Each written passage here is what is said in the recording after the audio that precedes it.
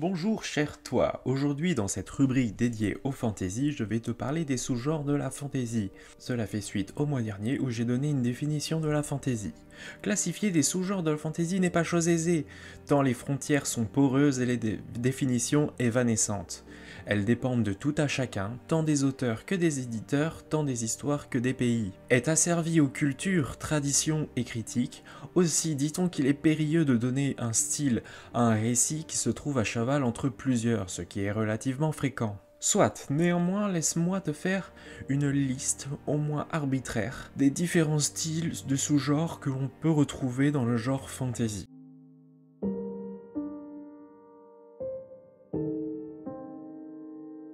Tout d'abord, je vais te faire une différence entre low fantasy et high fantasy. Le high fantasy, pour haute fantasy en français, est donné lorsque le récit se passe dans un monde entièrement inventé. On peut citer Le Seigneur des Anneaux de J.R.R. Tolkien, La Roue du Temps de Robert Jordan, Eragon de Christopher Paolini, etc. A l'inverse, le low fantasy se passe au moins en partie sur Terre, par exemple Harry Potter de J.K. Rowling, Percy Jackson de Rick Riordan ou encore Le Monde de Narnia de C.S. Lewis, car les héros, avant de passer l'armoire, viennent effectivement de notre planète.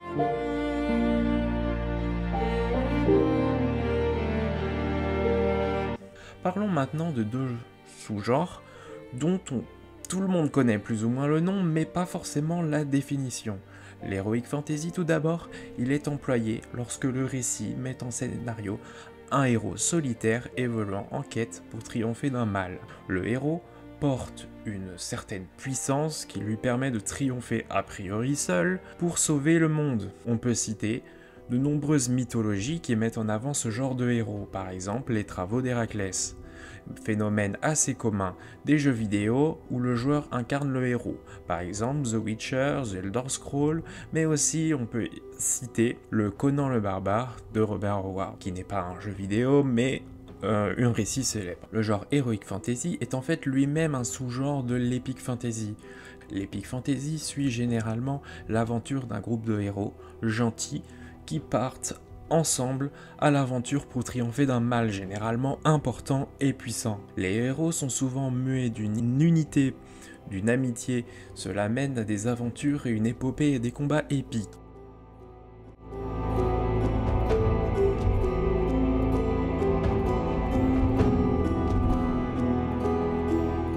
Un autre terme commun est le Medieval Fantasy ou Medfan.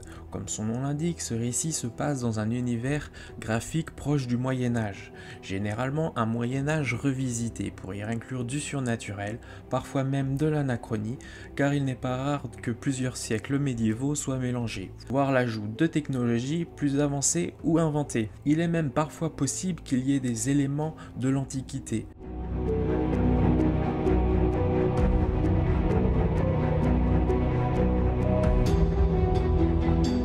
L'urban fantasy est un terme de plus en plus commun, malgré son nom, ne se passe pas forcément dans un environnement urbain, même si cela est souvent le cas. En fait, ce genre est donné lorsque le récit se passe sur Terre à notre époque dans un environnement actuel et contemporain, c'est-à-dire le XXe siècle, le XXIe siècle. Neil Gaiman est l'un des pionniers de ce genre, mais aussi Lovecraft avec le mythe de Cthulhu. La Croisée des Mondes ou encore Harry Potter peut être cité. Mais depuis le XXIe siècle, un genre très apprécié des jeunes est le beat lit. L'œuvre la plus célèbre est Twilight ou encore Teen Wolf. Cependant, je tiens à préciser que le beat lit, qui veut littéralement dire littérature morsure, est souvent réduit à de la romance fantasy, avec comme personnage principal et love interest des vampires ou des loups-garous. Ceci est dû au rapprochement entre le beatlit et Twilight. Mais en réalité, le beatlit est bien plus vaste que ça. C'est littéralement de la fantasy avec des créatures qui mordent.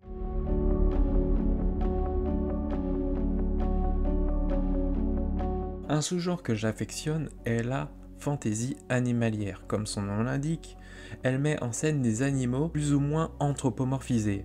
animaux humanoïdes ou simplement animaux qui parlent et qui vivent des aventures. On peut citer certaines littératures jeunesse comme La Guerre des clans, Rouge Muraille ou Le Royaume des loups, ou encore Demain les chats de Bernard Werber. Certaines personnes pourraient assimiler beaucoup de Disney comme Le Roi Lion, Zootopie ou encore Robin des Bois à de la fantaisie animalière. Ce genre n'est jamais seul, il est toujours associé à d'autres genres.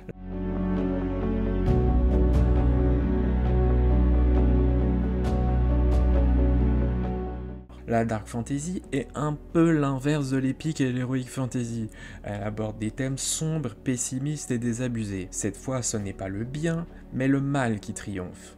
Elle inclut généralement des éléments d'horreur et parfois des thèmes chaotiques ou choquants. Le cycle d'Erlich, La Compagnie Noire ou Nevernight sont des œuvres notables de dark fantasy. On peut aussi citer Le Trône de Fer sur certains aspects ou Le Sorceleur. A noter que j'ai également placé Le Sorceleur en Heroic Fantasy. Vous voyez comme quoi, ce n'est pas toujours évident de classer du fantasy. Dans un registre complètement différent, on a le light fantasy. Là encore, c'est un peu l'inverse du dark fantasy. Si la dark fantasy est censée faire peur, la light fantasy, elle, a pour but de faire rire. Comme son nom l'indique, light fantasy qui veut dire fantasy légère, donc humoristique. Terry Pratchett est souvent considéré comme l'un des pères fondateurs de ce genre, avec par exemple le Disque Monde ou God Omens. Mais comment parler de light fantasy sans parler de la célèbre série Camelot d'Alexandre Astier? Il y a aussi la fantasy historique qui regroupe elle-même plusieurs sous-genres, médiéval fantasy pure qui parle des légendes et des récits du Moyen-Âge européen, ou encore on peut citer les cultures vikings ou bien celtiques. On peut citer aussi les KPDP, les Swords and Sorcery et l'antique fantasy ou encore les Wild West. Bien sûr, n'oublions pas l'oriental fantasy qui retrace les légendes d'Asie, de Chine ou du Moyen-Orient ou du Japon. Il y a aussi l'Uchronic Fantasy qui se distingue de l'Historic Fantasy par un non-respect volontaire de la timeline. Là où l'Historic Fantasy se vante d'une justesse historique, l'Uchronic Fantasy est plus libre dans les époques.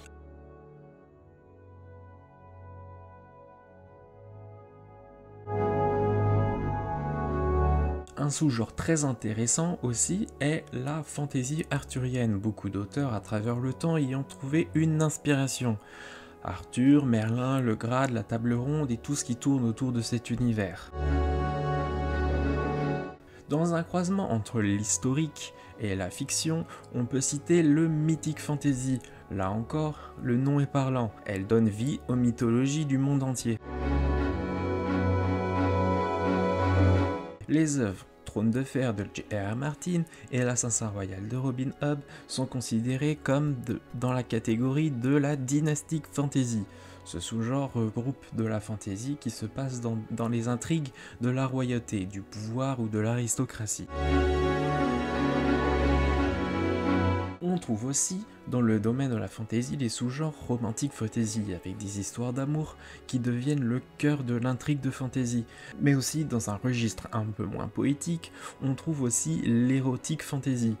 Là je ne vous fais pas un dessin, tout est dans le nom. La nature fantasy, où la nature, les animaux, l'environnement est un élément majeur de l'intrigue avec souvent des messages écologiques, certains Ghibli par exemple. Je vais terminer avec deux sous-genres de fantasy un peu complexes. Tout d'abord, la science fantasy. Il s'agit généralement d'un crossover entre la science-fiction et la fantasy.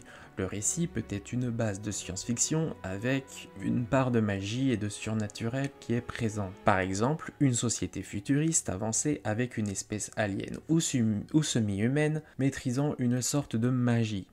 Ou à l'inverse, on peut trouver un univers magique tel que du High Medieval Fantasy avec une technologie avancée grâce à la magie, une sorte de magie-technologie. On trouve souvent ce genre de schéma dans les jeux Final Fantasy, mais on peut citer aussi Avatar de James Cameron ou encore Star Wars, plus ou moins qui peut coller à ce style.